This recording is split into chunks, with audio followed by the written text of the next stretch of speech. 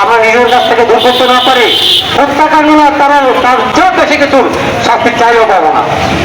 প্রথমত আমাদেরকে সাংবাদিক হিসাবে সকল সাংবাদিকের পিছিয়ে কোনো দিন কারো শব্দ থাকতে পারবে না, থাকতে হবে সাংবাদিক আমার ভাই, সে আমার পেশার ভাই, সে আমার পেশার একটি অস্ত্র।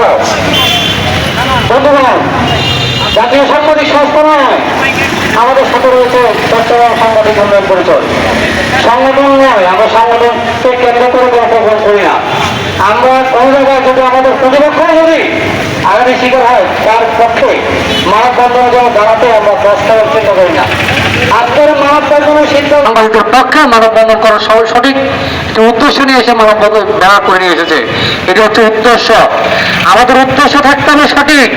আমাদের উদ্দেশ্য আরেকজনকে গাইল করা হতে হবে, ভাবা যাবে না। আমি সাংবাদিক তৈরি হত্যার জন্য বেশি অনুরোধ করছি।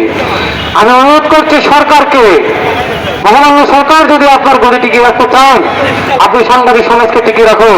আপনি দেশের জনগণের নিরাপত্তায় বিরোধ করা হয়, সেই বিরোধকে প্রকাশ্যে হত্যাকাণ্ড করা হয়, কোনো সাধারণ নাগরিক নয়, তাহলে সাধারণ নাগরিকের নিরাপত্তা কে দেবে?